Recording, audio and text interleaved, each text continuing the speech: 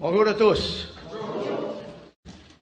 J'ai appris une chose dans la vie chrétienne, c'est quoi? J'ai appris beaucoup de choses. J'ai appris que quand c'est qu'on est jeune chrétien, on pense qu'on connaît tout. Et quand on est rendu assez âgé dans la foi, on s'aperçoit qu'on connaît rien. Mais j'ai aperçu aussi que quand on est jeune dans la foi, on est plein de zèle, on n'a pas la connaissance, et quand on a la connaissance, on n'a plus de zèle. On a entendu souvent l'enseignement de l'enfant prodigue, comme un chrétien qui était parti dans le monde, qui est revenu. C'est très bien, hein? Je ne veux pas dire que l'interprétation, on peut interpréter, vous savez, dans la Bible, des fois des passages différemment. Là, qu'on regarde aujourd'hui dans l'Ancien Testament. Premièrement, il y a une chose que, peut-être vous le savez tous, là, mais il y a beaucoup de choses que les chrétiens ignorent, qu'ils ne connaissent pas. Vous savez que Matthieu, Marc, Luc, Jean, on est toujours dans l'Ancien Testament. Vous savez ça? Hein? On n'est pas dans le Nouveau Testament, on est dans l'Ancien Testament.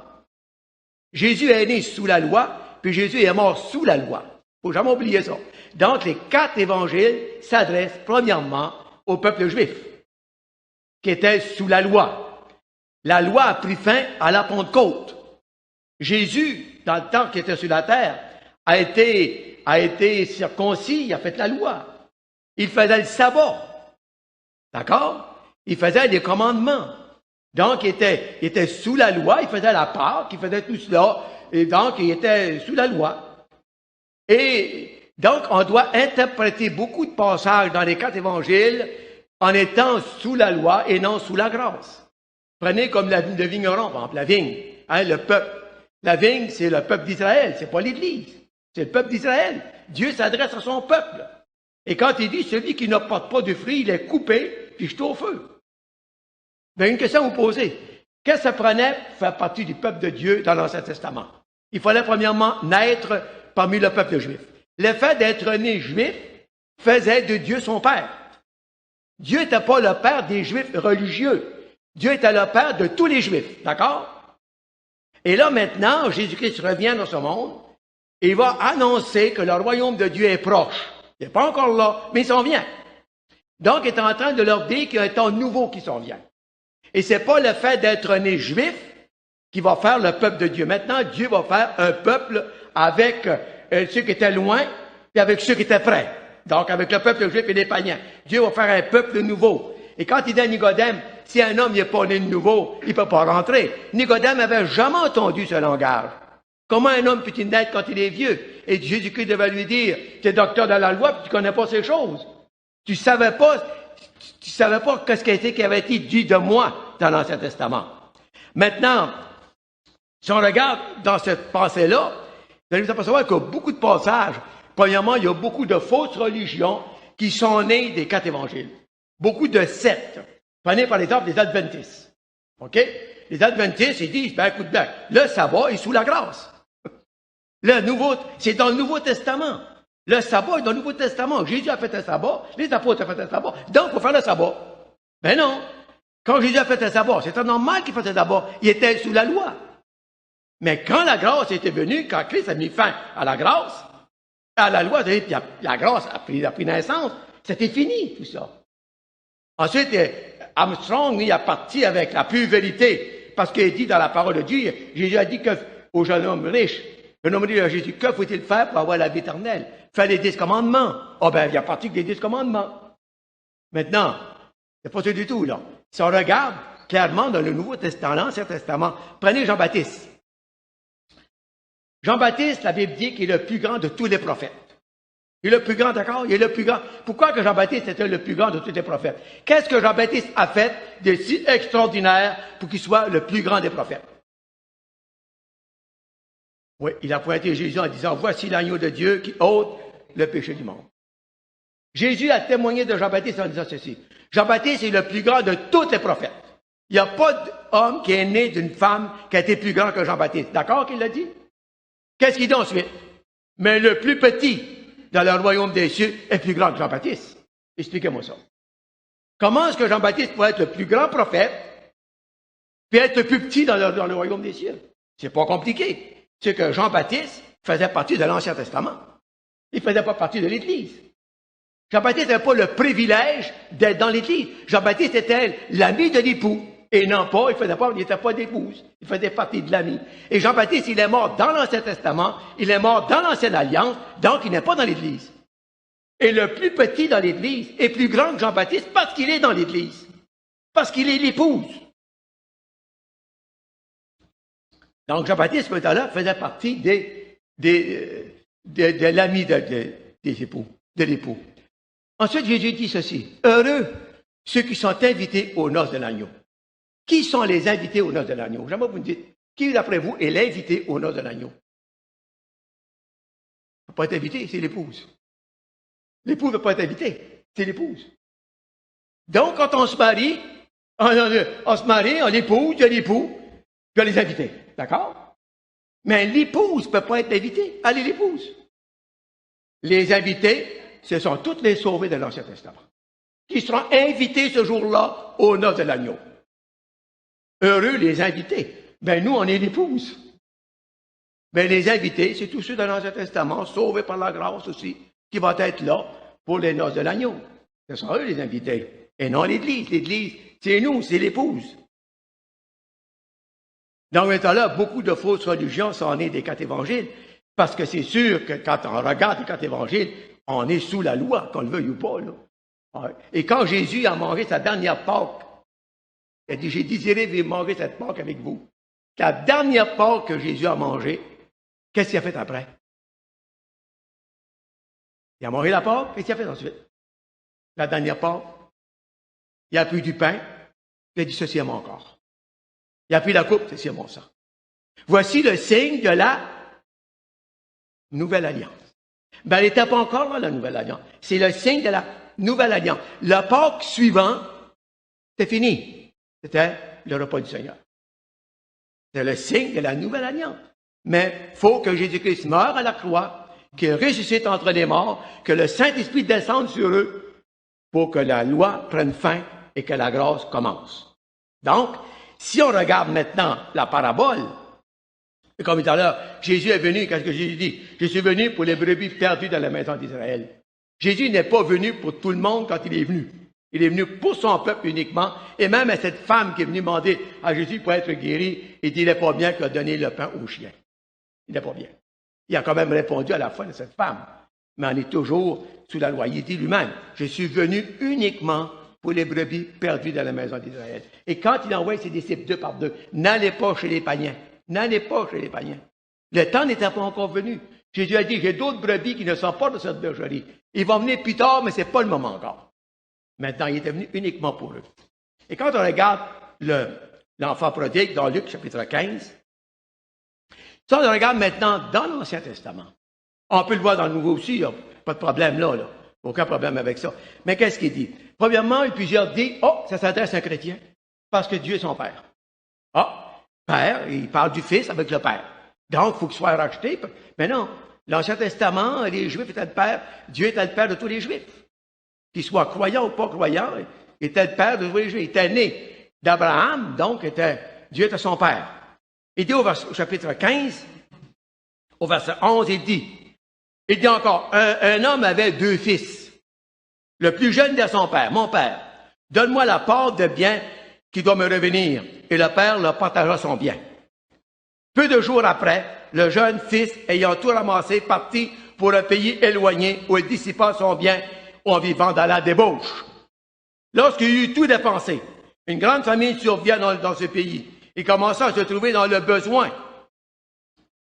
Il alla se mettre au service des habitants du pays, qui l'envoya dans ses champs garder les pourceaux.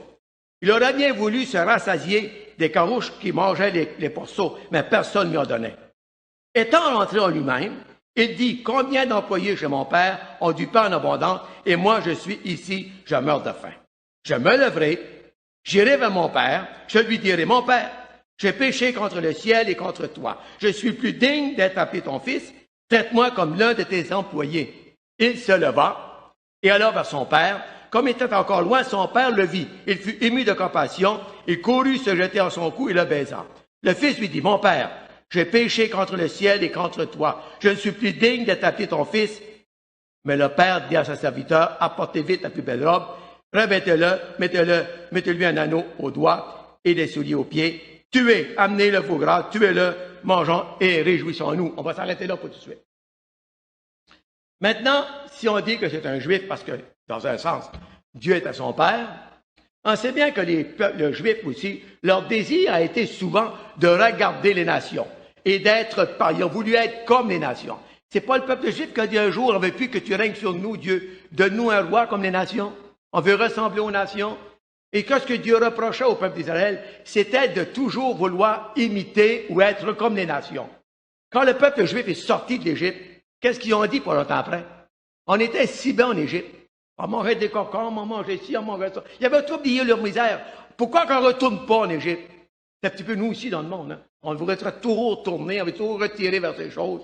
Et Dieu reproche à son peuple de toujours s'éloigner de lui. Et tout le message des prophètes dans l'Ancien Testament, le message central de tous les prophètes était celui-ci. Repentez-vous. Vrai ou faux?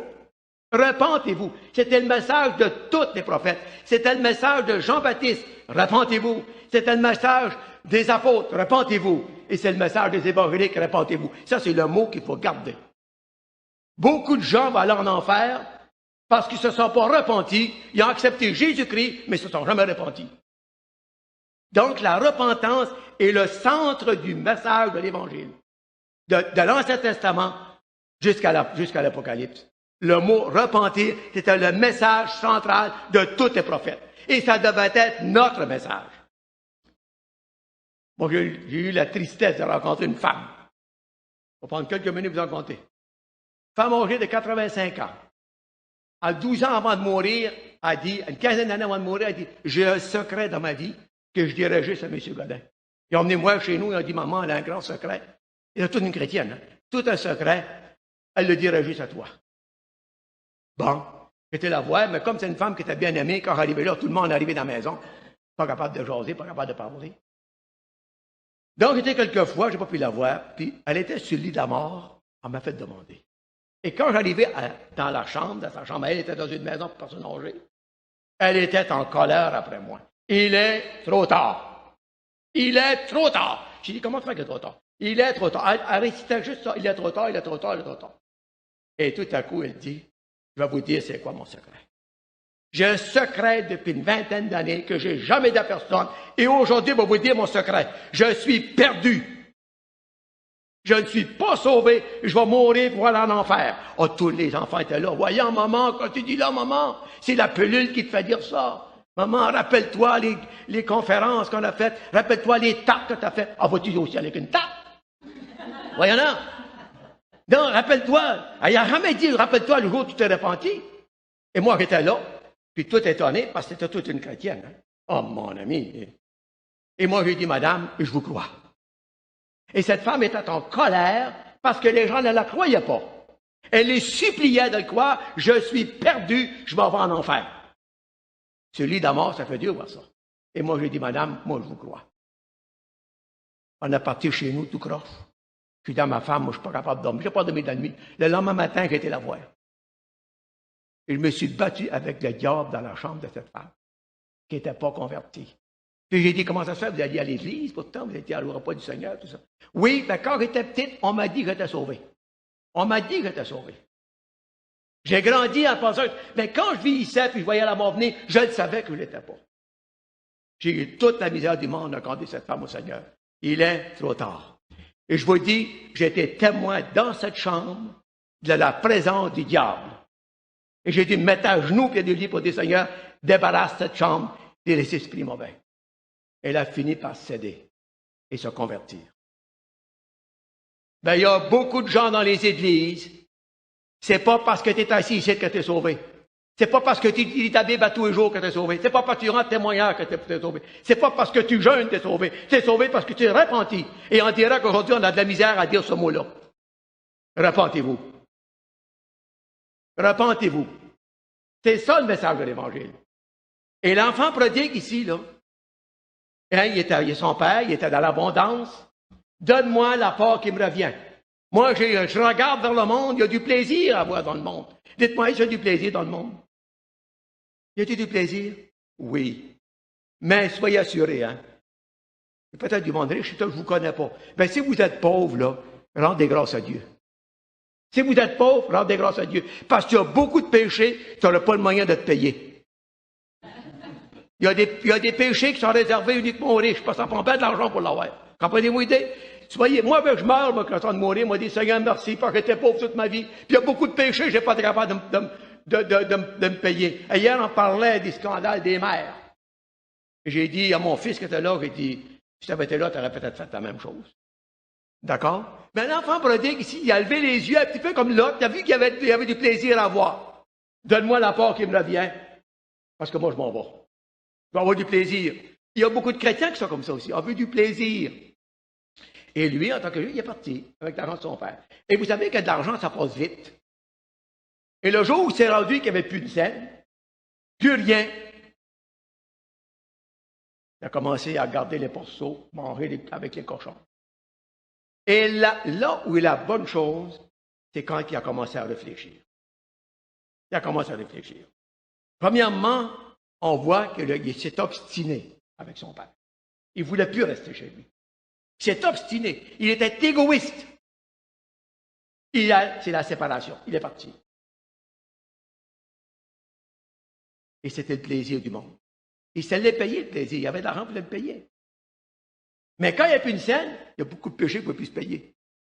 Prenez ma parole, ce que vous dites là est vrai. Hein? Quand vous êtes pauvre, là, soyez content d'être pauvre. Salomon, il aurait peut-être été mieux de rester pauvre. Vous êtes d'accord avec moi? Il était mieux de rester pauvre. Parce qu'il y a beaucoup de péchés qui ont dit, moi, mais je n'ai jamais privé mes yeux de rien.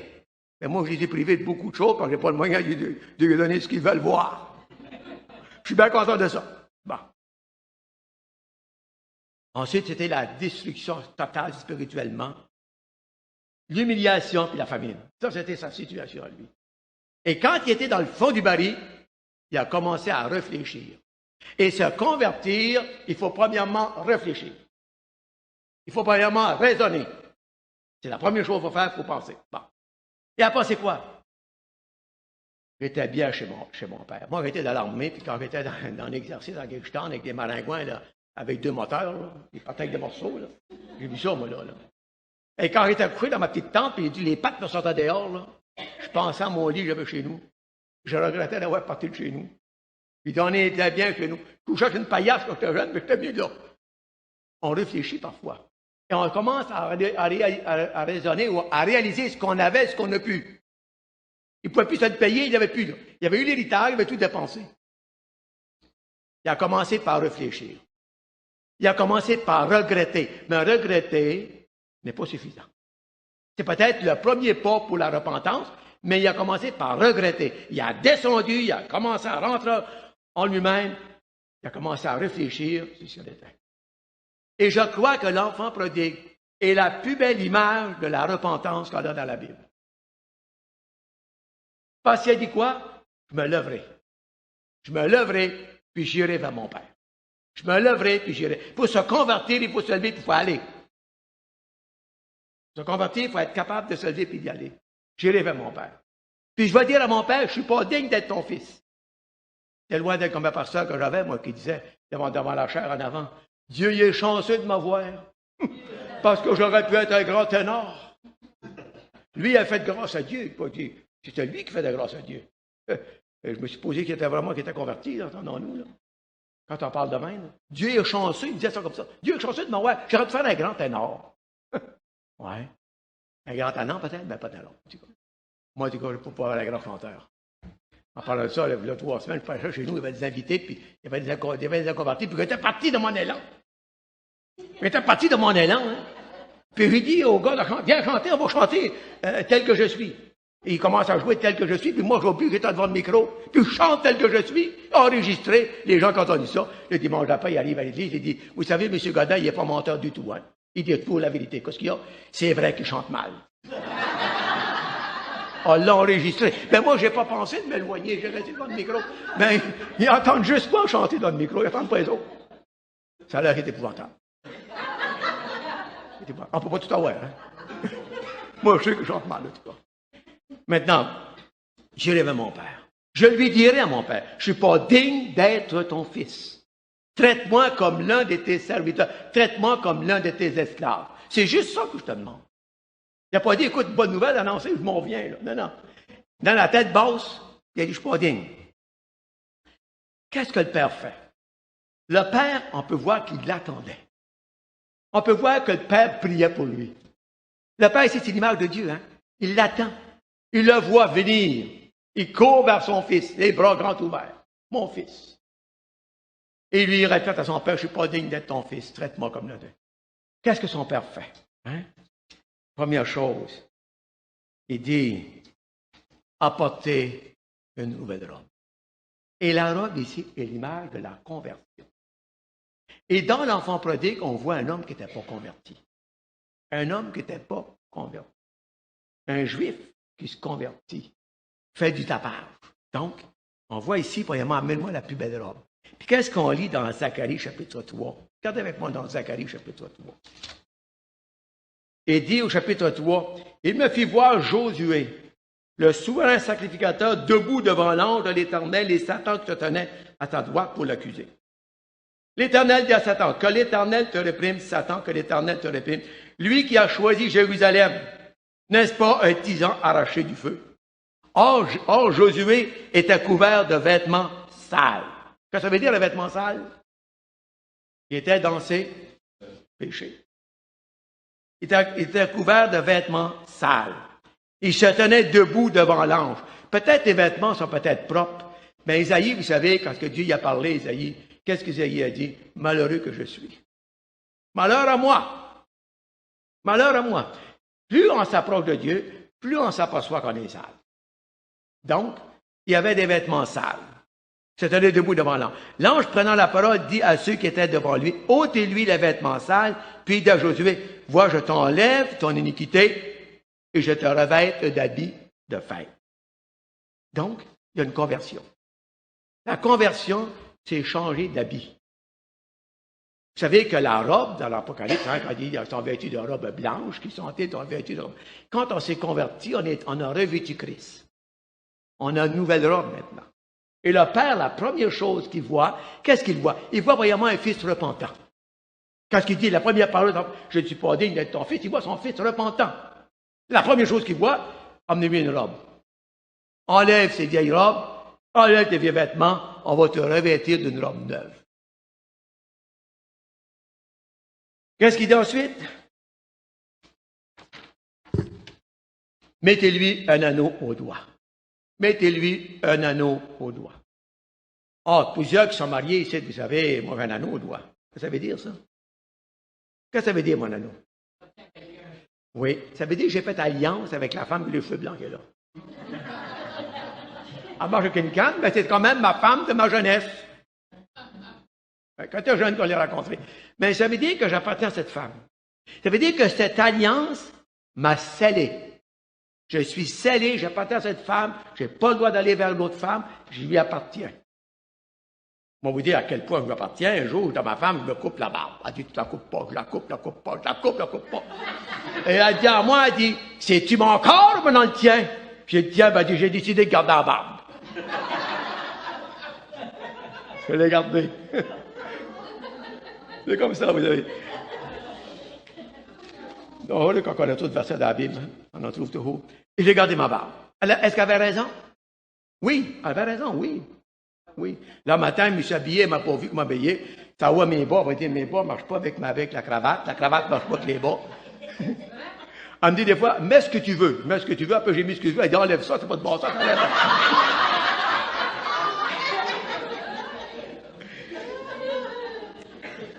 Je l'aime pareil. Mais l'anneau m'a scellé. Puis aujourd'hui, anciennement, on enlevait les anneaux. Ça voulait dire quand les gars allaient flirter, on enlevait l'anneau. Ça veut dire que l'anneau, ça veut dire que j'appartiens. L'anneau, c'est un signe d'une alliance que j'ai faite. C'est le signe. Et Dieu, quand ce que c'est, un exemple, par exemple, quand ce que c'est que Joseph, il était en Égypte et qu'il a nommé Joseph, Seigneur de toute l'Égypte, qu'est-ce que c'est que Pharaon dit? Il a enlevé son anneau, mettez-lui l'anneau au doigt. Ça veut dire qu'il venait de faire une alliance avec Joseph, il a signé. Et quand que les gens voyaient l'alliance dans le doigt de Joseph, ils savaient ce que ça voulait dire. C'était pas tout le monde qui portait cette alliance. Est-ce que vous portez votre alliance avec fierté? Parlez pas bien fort, hein? Bon, ici, on voit ici une conversion. On va retourner dans notre livre. Donc, on voit aussi dans Éphésiens, il dit, en lui, nous avons été scellés du Saint-Esprit, gardés jusqu'à la fin. Et on sait très bien que c'est que la mort qui nous sépare, qui nous met fin au mariage. Ensuite, il dit, mettez-lui des souliers aux pieds. Qu'est-ce que ça veut dire, des souliers aux pieds? Il est converti, on l'a revêtu de robe, on lui a mis un anneau au doigt, il a fait une alliance avec la personne. Il y a le signe de cette alliance maintenant qu'il va garder. Il l'a scellé. Ensuite, il met des souliers aux pieds. On va dire, maintenant, tu reviens, tu es converti, tu ne peux plus marcher comme il marchait avant. Un chrétien converti ne peut plus marcher comme il marchait avant. Moi, je vous dis une chose, ma femme est là pour vous dire, comme je suis converti, moi, là, quand j'ai rentré dans cette maison, j'étais perdu. Et quand j'ai sorti de cette maison, c'était un autre homme qui est sorti de la maison. Assez m'a dit que me va des choses, je ne me connaissais plus. C'est un autre homme. Une conversion, c'est un changement de vie. Nos pensées sont complètement transformées. Notre façon d'agir est transformée. Notre façon de marcher, notre façon de tout faire est différente. On vient de rentrer dans la famille de Dieu. Moi, j'ai été troublé une fois par Yvan Deschamps, à la télévision. Yvan Deschamps, il dit, mon père, quand il était âgé, en bas de mon âge, il a 75 ans, Yvan Deschamps. Il se regardait dans la miroir, puis il disait, d'où est-ce que je deviens, qu'est-ce que je fais ici, où est-ce que je m'en vais.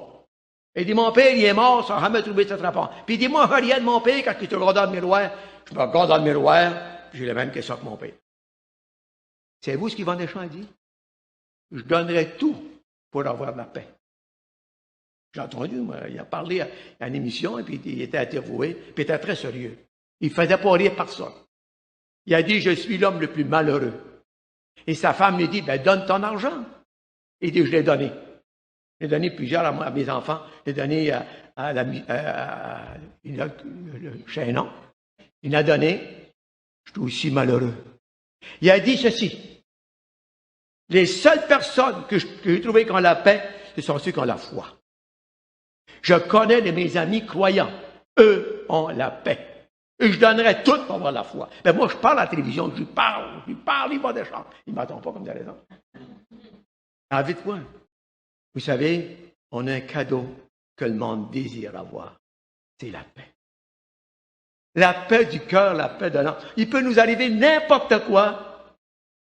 Il y a toujours cette pensée qu'un jour, je serai dans la présence du Seigneur. Ma femme a 81 ans, elle n'a pas dit, j'ai-tu hâte de partir? Moi, je ne pourrais pas passer une larme, mais qu'elle parte. Elle m'a tellement parlé qu'elle veut partir, qu'il va falloir que je me réjouisse, mais qu'elle parte.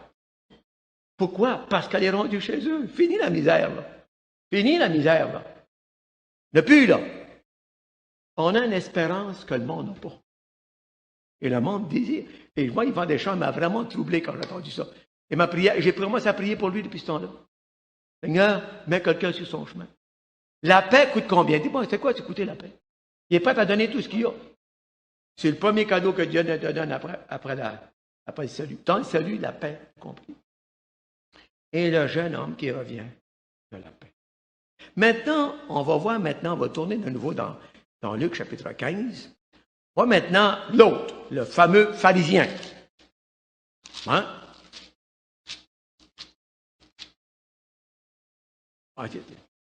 Bon, ensuite, il dit, t'apportez-lui la plus belle robe, on met l'anneau au doigt. Puis qu'est-ce qu'il dit ensuite? Il dit, tu as le veau gras, mais c'est le temps du party. Ben non. Maintenant, tu as le veau gras. Il y a de la joie. Il y a plus de joie dans le ciel pour un seul homme qui ne se n'a pas de ses péchés que pour 99 justes. Le fils aîné, il dit, au verset 24, avant de verset 24, qu'est-ce qu'il dit? Car mon fils que voici était mort. Maintenant, c'était clair, là, il n'était pas sauvé. Il ne peut pas être mort et être sauvé. Ici, on ne parle pas de mort physique, là, il était bien mort vivant. Il était bien vivant physiquement, mais il était mort spirituellement. Donc, il n'était même pas sauvé. Car voici mon fils, il dit, car mon fils que voici était mort. Il est revenu à la vie, puis il s'est converti, là. Il est passé de la mort à la vie. Il était perdu, il l'a retrouvé. Ils commencèrent à se réjouir. Or, le fils aîné était dans les champs. Lorsqu'il revient, s'approcha dans la maison, entendit la musique et les danses. Il y avait de quoi à danser, puis il y avait de quoi à... Imaginez-vous la joie du Père. Il y avait de quoi. Hein? Il appela un de ses serviteurs et lui dit, il lui demanda que c'était. Ce serviteur lui dit, ton frère est de retour et ton père a tué le veau gras parce qu'il l'a retrouvé en bonne santé. Il se mit en colère. Maintenant, laissez-moi vous dire, mes amis, on a beaucoup vécu ça dans notre vie chrétienne. En tant que chrétien, tout ça, vous pouvez l'interpréter de deux manières. Là. Moi, j'attendais un témoignage au Nouveau-Brunswick, là, que j'étais complètement renversé, d'un jeune homme. Il a fait 3 overdoses. Il est à l'hôpital, son père est un homme riche, pas d'argent. Il est au pied du lit. Il regarde son fils. Puis il dit, je donnerai tout ce que j'ai pour que mon fils sorte de sa drogue et que mon fils sorte de ce lit. Je suis prêt à donner tout ce que j'ai. Et cet homme est sorti de son lit. Il s'est converti et est devenu serviteur de Dieu. Et son père disait, j'aimais mieux voir mon fils là où il était avant que de le voir où il est maintenant. Ça va du témoignage de cet homme qui témoigne en pleurant. Mon père a dit à toute ma famille, Fernand, il est le mouton noir de la famille. Il est la honte de la famille. Pensez-vous que nos familles se sont réjouies quand on s'est converti? As-tu eu des parties chez vous? Dans laquelle il a dit, venez être au centre du party, toi là? Hey, non. C'était la guerre. Le Seigneur a dit, je suis venu mettre la guerre, la séparation. C'est ça que je suis venu mettre. Et le fils aîné, il est en colère. Et là, vous avez la belle image des pharisiens ici. Les pharisiens étaient loin de se réjouir. N'oubliez pas, quand on a mis Étienne à mort, c'est à cause de sa foi. Dans la côte, l'apôtre Paul a dit, je suis pas digne d'être apôtre, mais je suis par la grâce de Dieu. Et les pharisiens, c'est les religieux. Et les plus grands ennemis de Dieu présentement, c'est encore les religieux. Un jour, là, un prêtre, je ne vous parlais pas longtemps du curé, je suis un spécialiste là-dessus, avec un petit exemple à vous donner. Un curé dit, vous autres, là, les évangéliques, vous interprétez la Bible n'importe comment. Il dit, ouais, ah bon, ok, on va interpréter Coco tous les deux. Il dit, ok, on va l'interpréter. 2 Timothée 2,5, il dit, on va interpréter ça.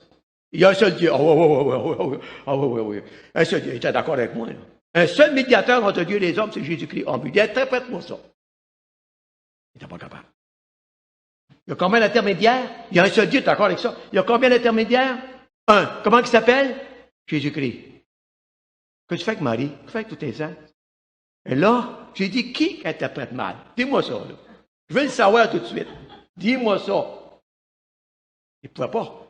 Mais oui. Donc, il faut comment, quand on parle de mal, il faut les emmener. Pouf! Un verset très simple. C'est pas compliqué. Pas dur à comprendre. Pas dur à interpréter. Il y a un seul Dieu. Ah, tu es entièrement d'accord avec ça. Un seul médiateur de ça changerait, par exemple. Il s'appelle Jésus-Christ. Donc, le fils aîné est en colère. Le fils aîné était dans les chambres. Le fils lui dit, et il appela un serviteur, il lui demande ce que c'était. Et ce serviteur lui dit, ton frère est de retour et ton père a tué le veau gras parce qu'il l'a trouvé en bonne santé. Il se mit en colère, il ne voulut pas entrer. Son père sortit, le pria d'entrer. Il était le père des deux, il était juif les deux. Même s'il n'était pas converti, c'était son père pareil. Mais il répondit à son père, voici, il y a tant d'années que je te sers. Ça, c'est vraiment le pharisien, là.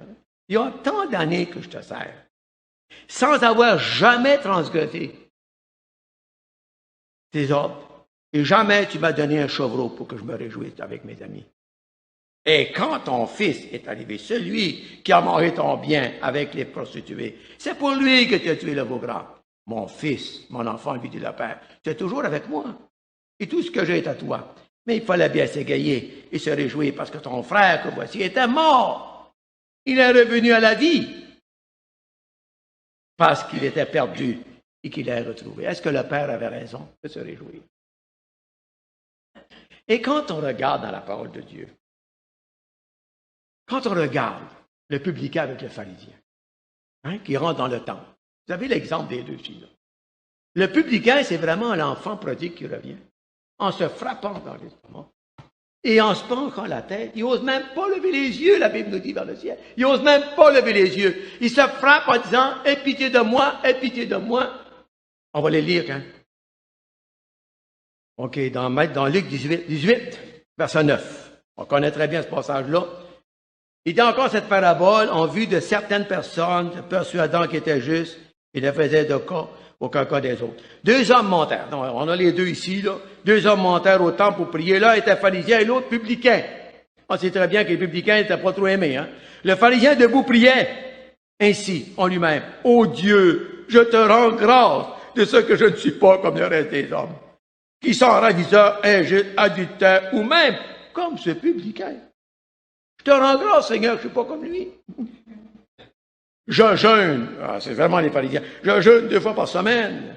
Je donne la dîme de tous mes revenus. » Le publicain se tenant à distance, n'osait même pas lever les yeux vers le ciel, mais il se frappait la poitrine en disant, « Ô Dieu, aie payé envers moi, qui suis un pécheur. » Et Jésus dit, « Je vous le dis, celui-ci est descendu dans sa maison, justifié plutôt que l'autre. Car quiconque s'élève sera abaissé, et celui qui s'abaisse sera élevé. » Maintenant, dans l'enfant prodigue, lequel des 2 qui était sauvé? L'enfant prodigue qui est revenu à la maison. Repentant. C'est pas parce que tu fais une bonne vie que tu es sauvé. Non. Je vous dis tout à l'heure, là, il faut passer par le repentance. Et vous avez la plus belle image de la repentance ici. Mais si on regarde comme tout à l'heure, j'ai bien compris, tout à l'heure, il a dit qu'elle n'était plus dans les taux dans l'Ancien Testament. Non. Matthieu, Marc, Luc, Jean est dans le Nouveau Testament. Ben, on est toujours dans l'Ancienne Alliance quand même. Il faut bien comprendre ça. Et puis, je crois qu'on peut l'interpréter aussi en tant que peuple juif, ou ici on peut l'interpréter. Moi, ce que j'accroche un petit peu, c'est qu'il n'était pas sauvé. Il était mort. C'est comme dans une des idées de l'Apocalypse, il dit, tu sais pas que tu es mort, tu es aveugle, tu es nu. Tu sais pas ça? Et quand Jésus parle d'une idée dans l'Apocalypse, il dit, je me tiens à la porte et je frappe. Il n'est pas encore rentré, là. L'Église, il y a bien du monde dans l'Église qui ne sont pas sauvés. Il faut vraiment oublier ça, là. Donc, de temps en temps, il faut ramener le salut, hein. Il faut brasser les tisons. Il faut les brasser de temps en temps. Il faut ramener. Moi, j'ai été prêché une fois à Victoriaville, puis j'avais témoigné de ce que cette femme avait vécu. Il y a 3 personnes qui ont amené moi à la fin, 3 personnes âgées dire, je ne suis pas sauvé moi non plus. Je le sais que je ne suis pas sauvé. Êtes-vous sûr d'aller au ciel? Si la mort vous frappe aujourd'hui, êtes-vous sûr? Dans notre sondage, si tu meurs aujourd'hui, mais ça peut se poser parmi les chrétiens aussi. Parce que cette femme, vous parlez tout à l'heure, était convaincue qu'elle n'était pas. Et j'ai parlé avec la famille, puis la famille disait, jamais qu'elle nous a témoigné. Jamais. Elle disait, il faut aimer Jésus. Moi ici, j'aime Jésus. L'enfer va être plein de ceux qui aiment Jésus. La condition que Dieu a mis, la repentance. Et même si on vous prêche n'importe quoi, aujourd'hui on a peur de dire que le monde est pécheur, on a peur de parler de l'enfer, on a peur de parler du péché. Mais moi, vous dans l'affaire, tant que je vivrai, il n'y en a pas pour longtemps que je sois 13, là. Mais tant que je vivrai, c'est le message que je vais prêcher. Vous êtes pécheurs, je ne parle pas vous autres, le monde, vous êtes pécheurs, vous êtes perdus. Il y a besoin d'un sauveur qui s'appelle Jésus-Christ, qui doit se repentir. Repentir demande un changement de vie. Et Dieu me recouvre de sa sainteté, de sa robe, de sa sainteté. Voilà ce que je voulais vous partager ce matin. Et là, maintenant, il est venu pour le repas du Seigneur. Un changement. On va prier. Notre Dieu, notre Père, nous voulons te remercier, te rendre grâce, parce que c'est toi le Maître, et c'est toi qui es venu dans ce monde. Toi, le Dieu de toute éternité, qui s'est fait homme, qui a marché parmi nous, Seigneur, et qui est venu nous faire connaître le Père. Nous te remercions parce qu'un jour, nous nous sommes repentis de nos péchés. Nous t'avons reçu comme notre Sauveur et tu as fait de nous, Seigneur, tes enfants. Reçois nos remerciements, reçois notre adoration, reçois notre reconnaissance pour tout ce que tu as fait. Et merci, notre Dieu, parce que nous savons, comme dit l'apôtre Paul, en qui nous avons cru, que tu puisses nous bénir dans le reste de cette journée et garde-nous, Seigneur, tout près de toi. Dans ton nom béni et glorieux, Père, nous te prions. Amen.